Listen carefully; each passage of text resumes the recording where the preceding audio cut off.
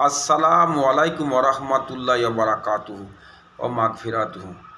আমার দিনী মুমিন মুসলমান ভাই ও বন্ধুরা, अल्लाह सुब्हानहू व तआला पाक कुरान में नाजिल किया, आए इंसान, आए लोगों, हम जो मना कर रहे यानी कि आमी जेटा माना करছি निषेध করছি সেটা তোমরা কখনো করো না। আর যদি তোমরা করে থাকো তাহলে কিন্তু তোমাদের জন্যে শাস্তি অবশ্যই, আর এমন শাস্তি যেটা অপমানজনক শাস্তি। তাই আল্লাহ তাআলা চ্যাপ্টার নাম্বার 33 পারে নাম্বার 22 আয়াত নাম্বার 58 আল্লাহ তাআলা বললেন, সূরা আল আহজাব, আল্লাহ তাআলা বললেন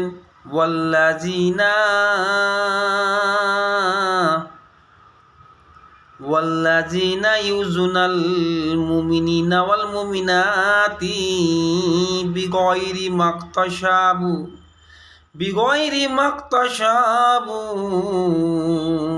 ফাকাদ তামালু বুহতানাও ওয়া ইসমাম মুবিনা।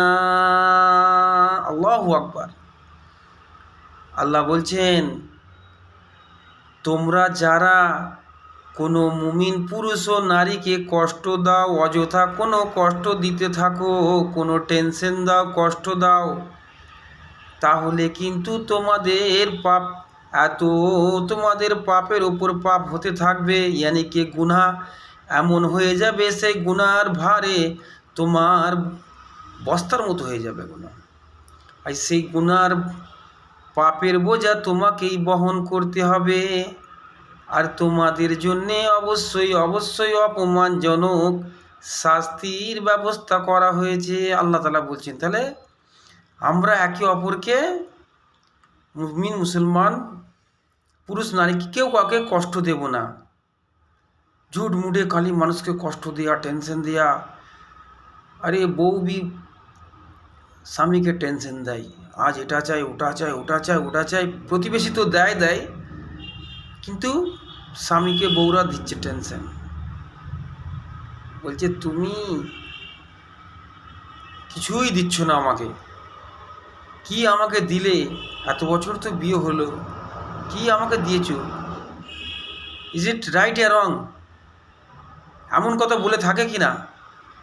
কিন্তু ও আমার মুমিন মুসলমান ভাই ও বন্ধুরা, যারা এটা করে, আল্লাহ তাআলা বলেছেন যেভাবে মানুষকে কষ্ট দিও না। যদি কষ্ট তোমরা দিতে থাকো তাহলে তোমাদের অবস্থা এমন হবে, তোমাদের পাপের বোঝা তোমরা নিজেরাই বহন করবে। এমন পাপ হয়ে যাবে, সেই কাল কিয়ামত আখিরাত দিনে সোজা হয়ে চলতে পারবে না।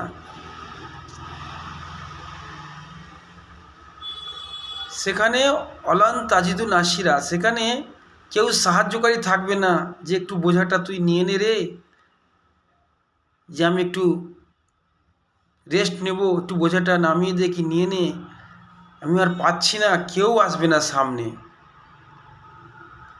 আল্লাহ তাআলা আরও বলেছেন, ওই সূরা আল আহজাব আল্লাহ তাআলা বলেছেন 57-এ বলেছেন, আল্লাহ বলছেন ইন্নাল্লাযীনা ইউযুনাল্লাহা ওয়া রাসূলাহু লাআনাহুমুল্লাহু ফিদ দুনিয়া ওয়াল আখিরাহ ওয়া আ'আদ্দা লাহুম আযাবাম মুহিনা।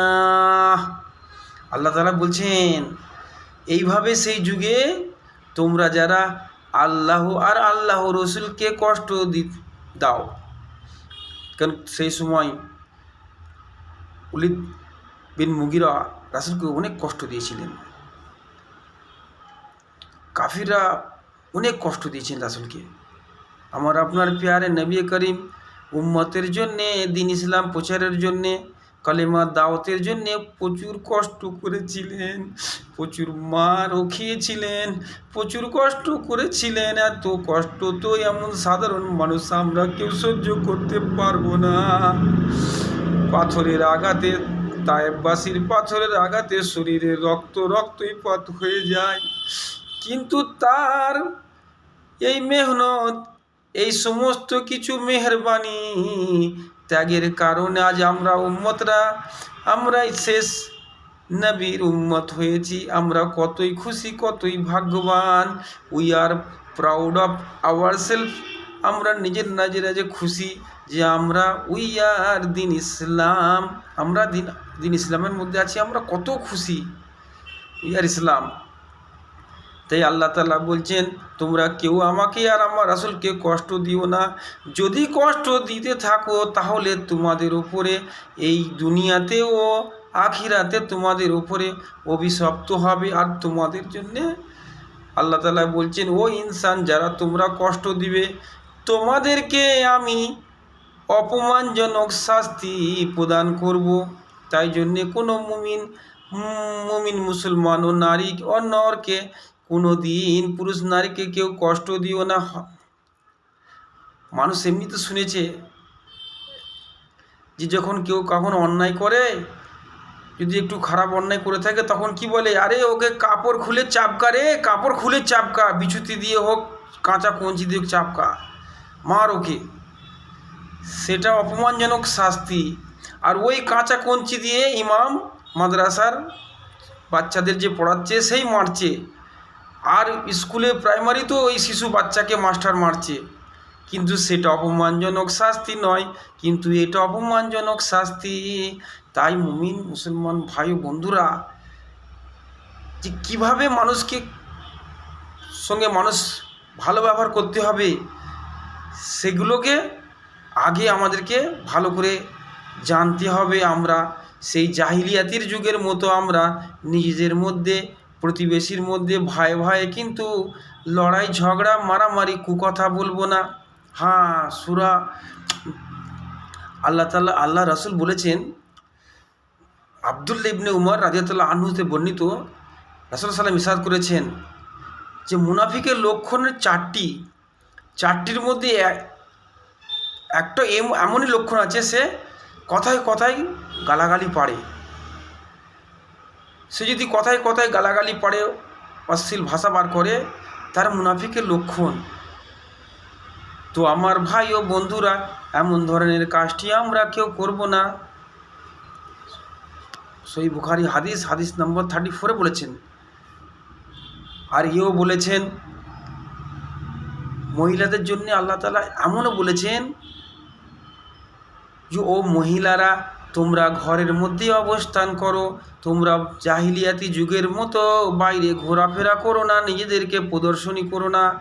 আল্লাহ তাআলা সূরা আল আহজাব চ্যাপ্টার নাম্বার 33 আয়াত নাম্বার 33 পারে নাম্বার 21 আল্লাহ তাআলা বললেন, অকরনা ফি বুয়ুতিকুন্না ওয়ালা তাবাররাজনা তাবাররুজাল জাহিলিয়াতিল উলা।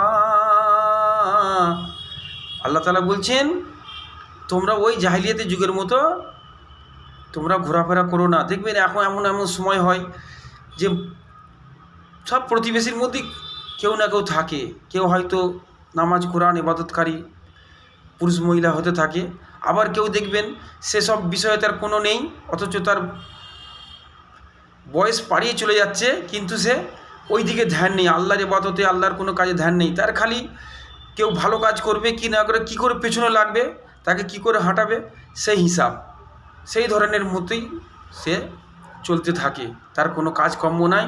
আল্লাহ তাআলা বলছেন, তোমরা কেউ কখনো ফাসাদ সৃষ্টি করো না, আল্লাহ তাআলা তো ফাসাদ সৃষ্টিকে ভালোবাসে না। ইন্নাল্লাহা লা ইউহিব্বুল মুফসিদিন। আর আল্লাহ তাআলা ইও বলেছেন, চ্যাপ্টার নাম্বার 2 পারে নাম্বার 2 আয়াত নাম্বার 191 বলেন, আল্লাহ তাআলা বলেন, আরে শুনে শুনে কান পেকে যাচ্ছে কিন্তু আমরা শুধরাচ্ছি না, সব বেসুধার। মানুষকে এত ওয়াজ নাসিহত করে বোঝানো হচ্ছে, কিন্তু মানুষ সেই করছে, আর সেই মুখের ভাষা, সেই মতলব গিবত গাওয়া বলছে। আল্লাহ তাআলা বলছেন, আল ফিতনাতু আসাদ্দু মিনাল কাতলি। ফিতনা ফাসাদ তো কাতিলের থেকেও, মার্ডারের থেকেও বেশি বড় অপরাধ, ইয়ানি কে গুনাহ। কিন্তু আমরা কি করি, সেই ফিতনা ফাসাদ করে থাকি। তাই সেই ফিতনা ফাসাদ না করলে যে ফিতনা ফাসাদকে মিটিয়ে দেয়, always try to make up quarrel, সর্বদাই চেষ্টা করবে কি ঝগড়াকে থামাতে, ডোন্ট পিক আপ কোয়াল, তোমরা ঝগড়াকে বাড়াবার চেষ্টা করবে না আমার মুমিন মুসলমান ভাইরা, তাহলে কী হবে, খুব ক্ষতির দিকে যাবে, শান্তির জায়গায় অশান্তি হবে। নাহলে মুখে বলবো আসসালামু আলাইকুম, আপনার ওপরে শান্তি বর্ষিত হোক, সালামতি হোক আল্লাহর, বললে তো সিরিফ হবে না, কিন্তু সেই হিসাবে চলতে হবে। আমরা কিন্তু সেই হিসাবে চলছি না। ইজ ইট রাইট এ রং? তো কথা হলো কি, আমরা আল্লাহর উপদেশ হিসেবে, আল্লাহ তাআলা বলছে ফাইনা তাজহাবুন ইন হুয়া ইল্লা যিকরুল লিল আলামিন, বলছে তোমরা কোন দিকে চলে যাচ্ছ, এই কোরআনটা তোমাদের জন্যে, আলামিনের জন্যে, সারা বিশ্ববাসীর জন্যে এইটা উপদেশ স্বরূপ আল্লাহ তাআলা জিকির করেছেন, নাজিল করেছেন। তো আমরা সেই কোরআনের বাণী, কোরআনের উপদেশ মতোই চলাফেরার চেষ্টা করব। কিন্তু কি হবে, এই দিক দিয়ে শুনবে, ওই দিক দিয়ে পার করবে। ও মহিলাকে দেখেছেন, ও বছরে 2বার 3বার 4বার করে কোরআন খতম করে, এমনও মহিলা আছে। অথচ সে যখন কোরআন খতম করে নেয়, অথচ সে কোরআন বক্সে নিবে মৌলানার থেকে, ও মৌলানা আমি কোরআন খতম করেছি 3টে 2টো 4টে, আমার কোরআনটা খতমটা বক্সে দেন। তারপরে কিন্তু সে ওই বেপর্দা হয়ে বাজারে এদিক ওদিক বাইরে কিন্তু ঘোরাফেরা করে, ঠিক কি না? ইজ ইট রাইট এ রং? ঘোরাফেরা করে কি না?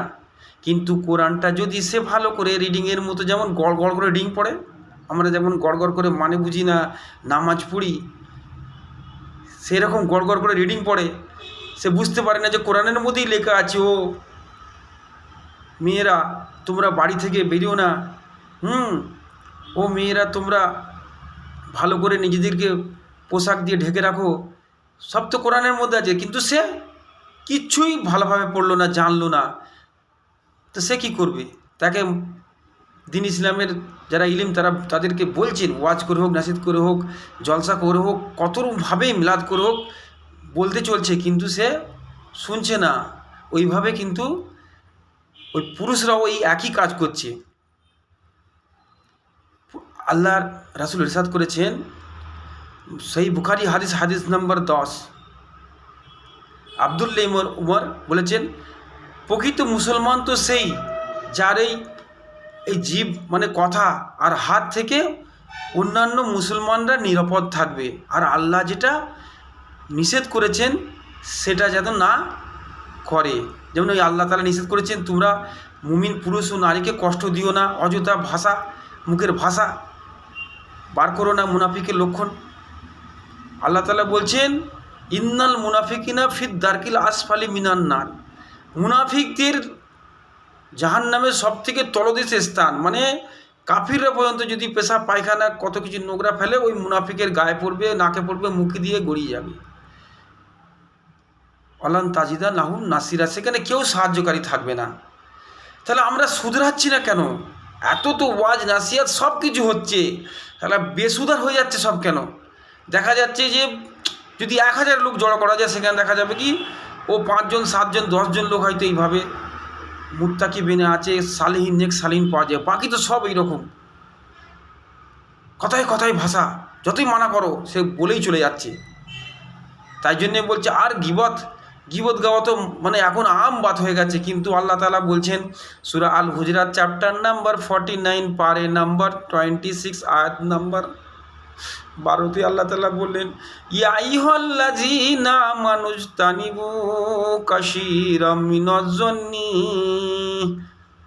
ইল্লা বাদাজ-যন্নি ইসমু ওয়ালা তাজাসসু ওয়ালা ইয়াবদাগ বাদিকুম বাদা আইয়ুহিব্বু আহাদাকুম আইয়াকুলা লাহমা আখিহি মাইতান ফাকারিতুমুহু ওয়াত্তাকুল্লাহা। আল্লাহ তাআলা বলছেন, ওরে তোমরা যারা ঈমান এনেছো, তোমরা সতর্ক থাকো, কোনো দোষারোপ করবে না। ভালো মন্দ দোষারোপের মধ্যে ভালো মন্দ হয়ে থাকে, যদি দোষারোপ মন্দ হয়ে থাকে তবে খুবই অসুবিধা হবে। তোমরা গীবত গেও না একে অপরের, গীবত গাওয়াটা তো খুব খারাপ। বলছে গীবত গাওয়া এমন, যেমন কোনো কারোর ভাই মারা গেলে সেই লাশ থেকে কেউ কি মৃত ভাইয়ের লাশ থেকে কি মাংস খেতে পছন্দ করো? এটা তো আমরা কেউ চাই না, কিন্তু এখন এইভাবে অধিকাংশ হয়ে চলেছে। ঝগড়া লাগানো, গীবত গাওয়া, ফাসাদ সৃষ্টি করানো, একে ওকে যা ইচ্ছা মানে উল্টা পাল্টা বলা, মানে রং স্টেটমেন্ট দেওয়া, টু ইচ অফ আদার, একে অপরকে রং স্টেটমেন্ট দিচ্ছে, ভুল। তাহলে সেখানে কি হবে? সেখানে ঝগড়া বেড়ে যাবে, ফাসাদ সৃষ্টি বেড়ে যাবে। সেইগুলোকে যাতে না হয় সেটার ব্যবস্থা করতে হবে। আল্লাহকে ভয় করতে বলেছি না, আল্লাহকে যে ভয় করবে সে খুব কামিয়াব হয়ে যাবে। তো যাই হোক না কেন, আমার যেটা উদ্দেশ্য ছিল, আমরা মুমিন মুসলমান ভাই ওরা, আল্লাহ তাআলা বলেছেন সূরা হাদিস নাম্বার সহিহ বুখারী হাদিস নাম্বার 12তে বলেছেন যে মুমিন তো সেই প্রকৃত মুসলমান তো সেই হবে, সেই প্রকৃত মুসলমান হবে। আব্দুল্লাহ ইবনে উমর রাদিয়াল্লাহু তাআলা আনহুতে বর্ণিত, রাসূলুল্লাহ সাল্লাল্লাহু আলাইহি ওয়াসাল্লাম ইরশাদ করেছেন যে প্রকৃত মুসলমান সে হবে যে চেনা অচেনা ব্যক্তিকে সালাম দেবে, গিভ সালাম টু নন আননোন পারসন। তাহলে অলওয়েজ গিভ সালাম, সালাম সালাম টু গিভ নন আননোন পারসনকে সালাম দিতে, ব্যক্তিকে সালাম দিতে বলেছে। আর যে ভুকা থাকবে মতলব হাংরি পারসনকে আল্লাহ বলছে to give the food to hungry person, মানে ক্ষুধার্ত ব্যক্তিকে যে খাদ্য দান করবে সে হচ্ছে উত্তম। এই উত্তম কাজ মুসলমানের মধ্যে, মুমিন মুসলমানের মধ্যে, ইসলামের মধ্যে উত্তম কাজ এটা। কিন্তু আমরা সেসব ছেড়ে দিয়ে মানুষকে টেনশন দেওয়া, মানুষের মানে কষ্ট দেওয়া, এই কাজ আল্লাহ তাআলা খুবই খারাপ, তার জন্যে লানাত। তো এমন আজাব দিবে আল্লাহ তাআলা বলছে লা ইউখাফফাফু আনহুমুল আযাবু ওয়া লাহুম ইউনসারুন, যে সেই আজাব তার কখনো বিরাম দেবে না, আজাব অনর্গল দিতেই থাকবে সেই দুনিয়ায়। আখিরাতে জাহান্নামে তাকে আজাব দিতে থাকবে। যে বলবে একটু তুমি বসে পড়ো, চা খেয়ে নাও, একটু নাস্তা করে নাও, হ্যাঁ একটু কাজ করে নিই, দাঁড়াও, আমার বউ ভালো নাস্তা করেছে, আমি খেয়ে আসছি, আর তারপরে আমাকে আজাব দেবে। হ্যাঁ বিরিয়ানি মশলা করেছে, কি নাস্তা ভালো করেছে, একদম মোকলায় পরাটা, আমি খেয়ে নিই, তারপরে আবার তুমি আমার আজাব দেবে। তা কখনো হবে না, সেখানে কোনো কথাই চলবে না, অবিরাম চলতে থাকবে সাল্লাল্লাহু আলা মুহাম্মাদ সাল্লাল্লাহু আলাইহি ওয়াসাল্লাম, সাল্লাল্লাহু আলা মুহাম্মাদ সাল্লাল্লাহু আলাইহি ওয়াসাল্লাম। আলহামদুলিল্লাহ, আমরা সকলেই এইগুলো করব না যেগুলো আল্লাহ কোরআনের মধ্যে নিষেধ করেছে, আর কোরআনটাকে আমরা ভালো করে জানার চেষ্টা করব। হাদিস কোরআনের মোতাবেক অনুযায়ী, রাসূলুল্লাহ সাল্লামের তরিকা অনুযায়ী আমরা চলবো। আমাদের মুখ আর হাত দুটোকে ভালো রাখবো। হাত থেকে আমাদের না মন্দ কাজ হয়, আর মুখ থেকে আমাদের ভালো আলফাজ, ভালো ল্যাঙ্গুয়েজ, ভালো কথা যেন আমরা বলতে পারি। আমরা সকলে মিলে বলি আমিন।